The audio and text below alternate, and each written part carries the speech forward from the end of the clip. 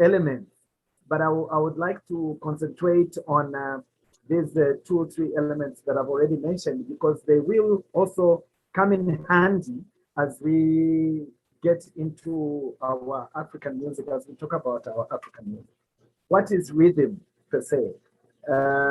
Rhythm is sound, and it's when we are dealing with the duration of given sounds. In music, some of the sounds that we sing are long. Some of the sounds that we sing are short. When you combine these different sounds in different musical music that is given, when you combine them, we call it rhythm. I'll give an example of a song that all of you who have been in Zambia before may know, the national anthem.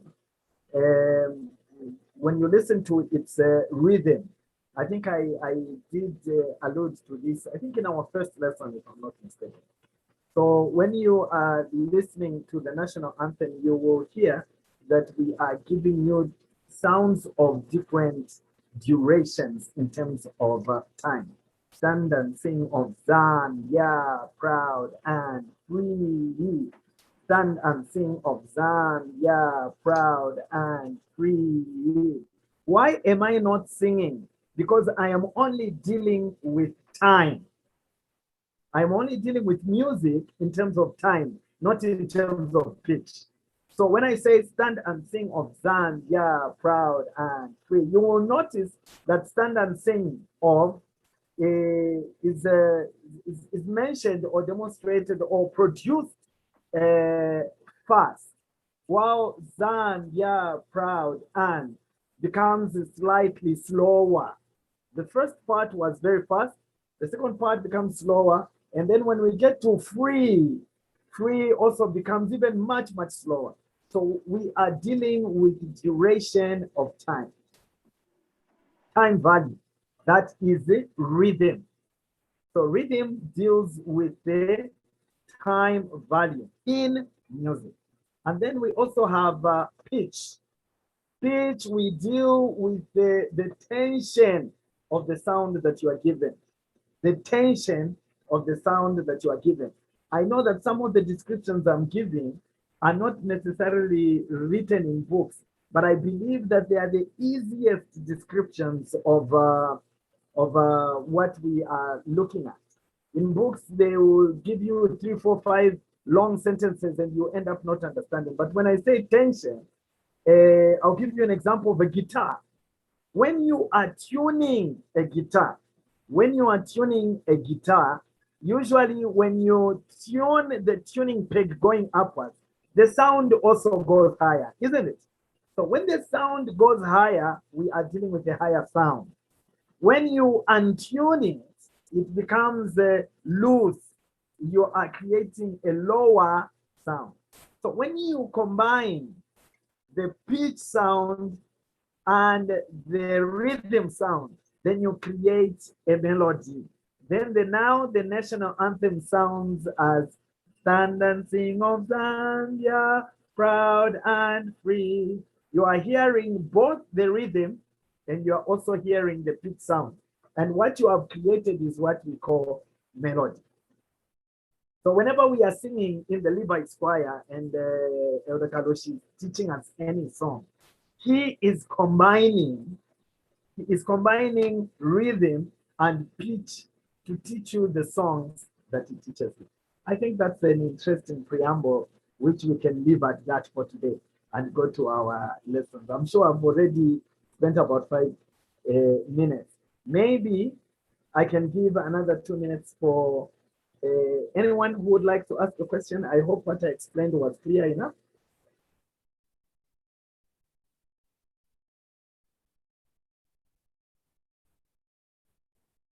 It was clear, Elder. Yes, it's clear.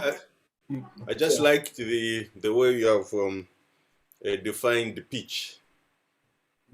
It's my first time I'm hearing that definition. The tension is really making sense, because when you're tensing the strings or whatever instrument, even the drums, yeah. but the definition I know is the like pitch, it's the highness and the lowness of a sound. So it's when I combine that, it's really making sense to me. It's really a good definition. I really love Yes, that. when you say highness and lowness of sound, a layman may not understand. So I thought the tension is my own description, and I thought it is a very easy way for people to understand pitch. The more tension there is, the higher the sound is. The less tension there is, the lower the sound is. Madam Chonta, any contribution or any question?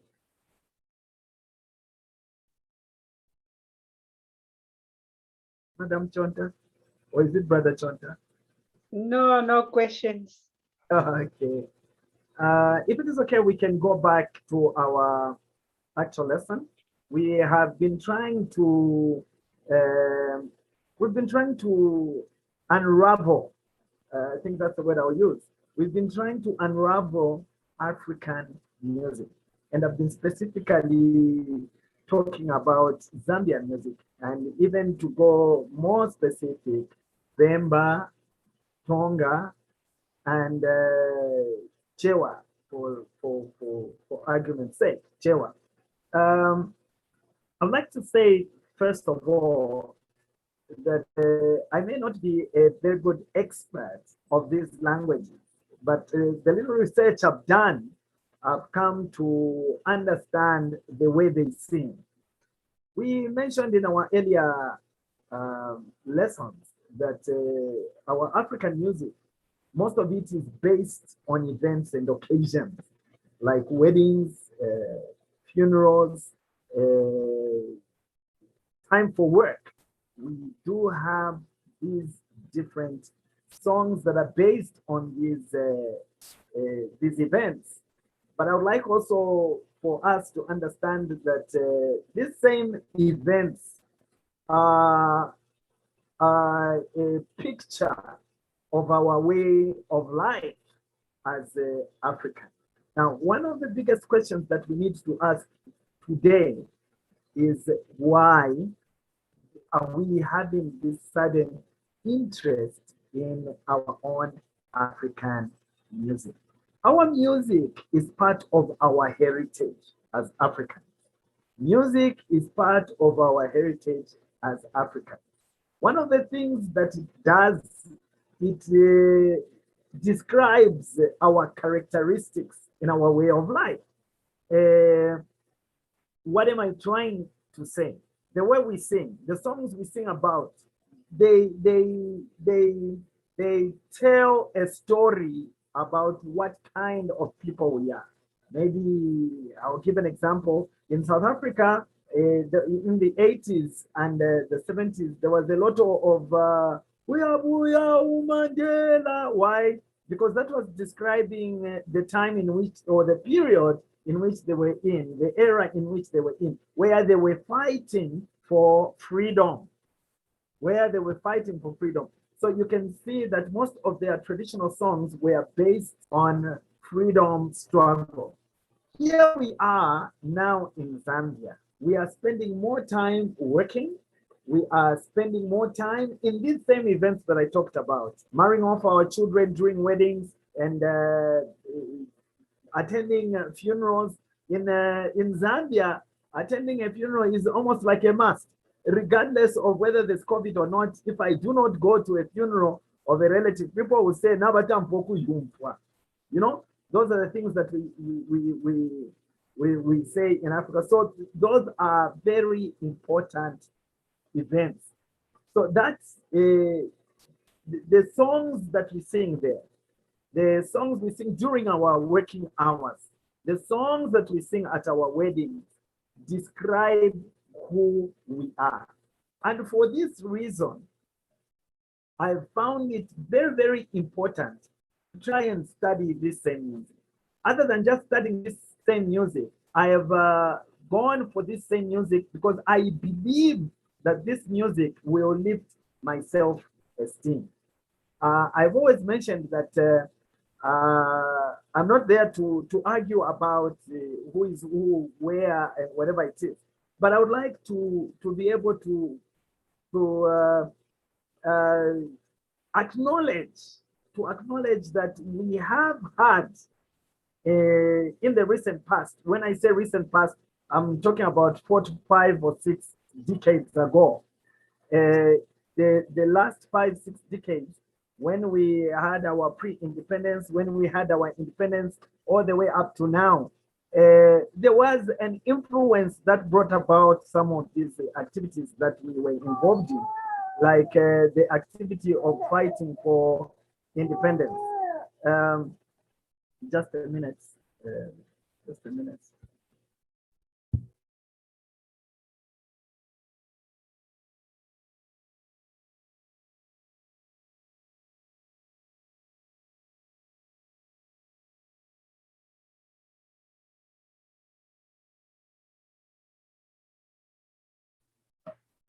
Sorry about that. My granddaughter came and she wanted to join me in the Zoom. Yeah, she's welcome. I was talking about what has influenced our music and our culture. We obviously had our pre-colonial lists who have defined the way we are living now. But along the way, we as Africans have also started realizing that who we are makes sense, or who we were makes sense. And one of the ways of redefining ourselves is through our music. So that is one of the reasons why I would love us to redevelop our African music. And in this case, like I did last week and the other week, I talked about the style in which we sing. We sing with the tonal centers moved from the way our own or our colleagues sing. Our colleagues sing with the tonal center at do. Many of us have a rough idea about the so-called do. Do, re, mi, fa, sol, la, ti, do, ti, la, so, fa, mi, re, do. That is how our colleagues sing. And it is in the family of these 8 notes that I've sang to you that their songs are built on that. Stand and sing on Sandya, do, re, mi, re, do. As we sing, we are starting from do and ending on a do. In our African music, I explained earlier that we do not sing starting from do to the next do as we finish our phrases or our songs. We start from la and we finish at la or at mi. La, ti, do, re, mi, fa, sol, la, so, fa, mi, re, do, ti, la.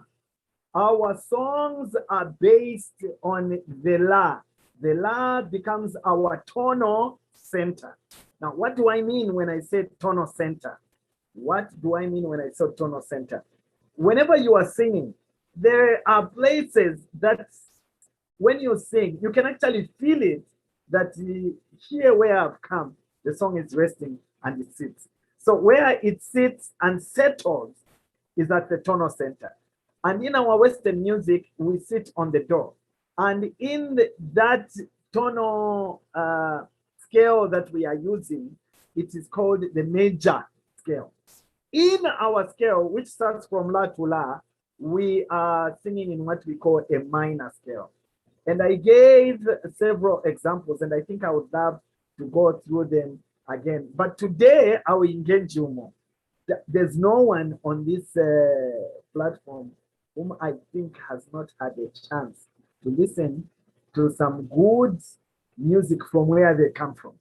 Some of us come from Northwestern Province, where we sing Kawale, Mama Yo Endo.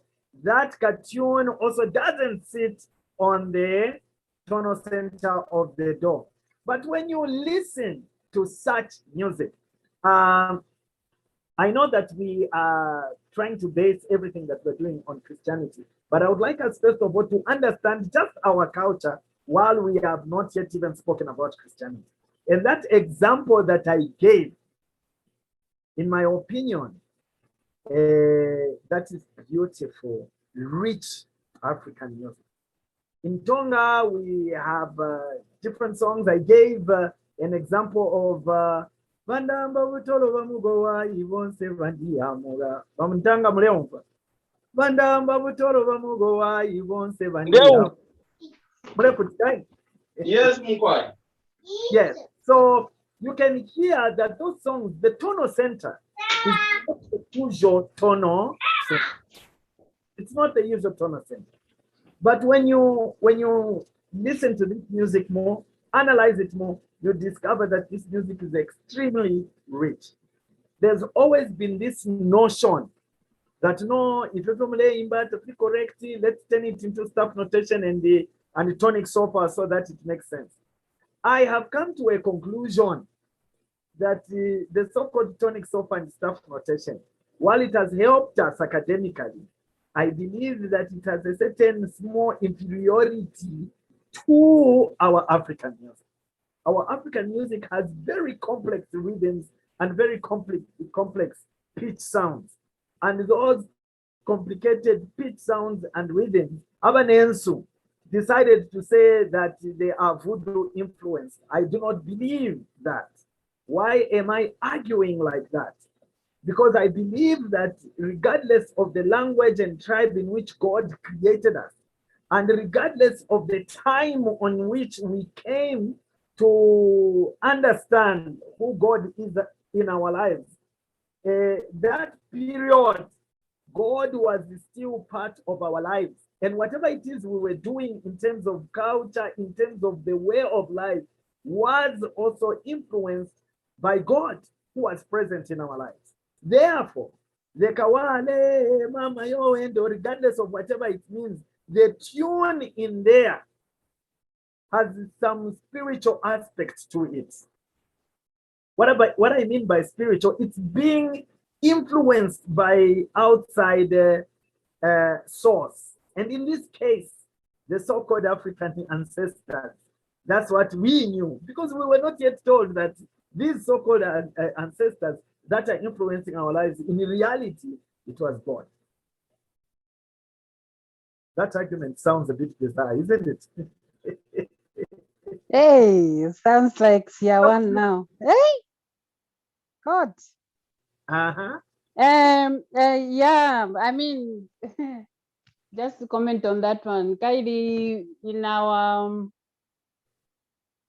ancestral, like from the Lozis, we had what is called Valim. I think it's Valim in every language, most languages, they had the way of saying, you know, Valim in reference to God. Yes. Whether it was God Almighty or God whoever it was, but there was a God that they were referring to that had these superpowers that when they pray and appease these Valimu or the spirits as it were, then you get the influence or the answers that you've been asking for. So many problems that appeared then. So they had a specific certain people would, music that they would play that will appease, as it were, or evoke the powers of these Valim in Yes, music. that's,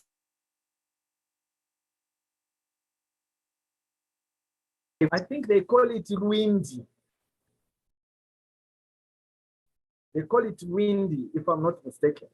So during the windy, is it just the windy? Yes, I think they call it windy.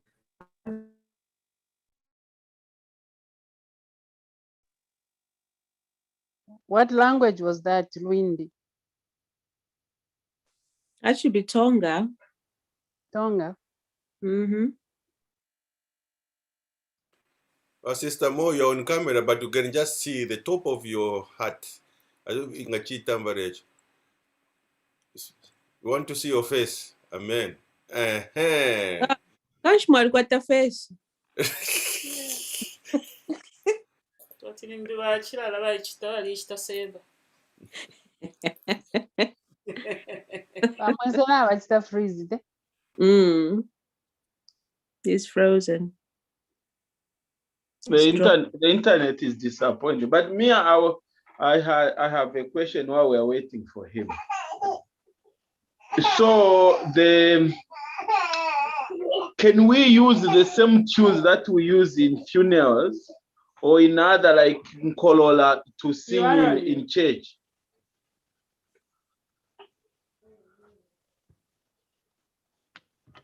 Muntanga, give an example. So for example, there are songs which we sing like Gumalende when we are waiting for the rain to come. And the rain hasn't come, they go to pray to their ancestors for the rains to come. So such tunes, can we use them because they are praising God, but in an ancestral way? Can we use them in church? Praising God in an ancestral way. Exactly, that's what I'm saying. When people you have to change the message. through our ancestors, you know what I mean? Like people, they believe that our ancestors still answers prayers. Yeah. So if they go to places which are called Marenda, I don't know what Marenda are called in English. Wanzawe can help me. You missed. These are shrines, like. Hi, Auntie Maureen. Such an awkward Oh, my sweetie pie. Subo has missed you here. She kept saying, "Can I say hi to Auntie Maureen?" Look in oh, Yumbo, how are you? Jumbo. Hi, I'm good, thank you. How are you? I'm Uncle great. Mutanga, why are you asking who's that one? You don't know who I am. I forgot your face. When We'll last ask you did to come I at see the you? end. We're going to talk.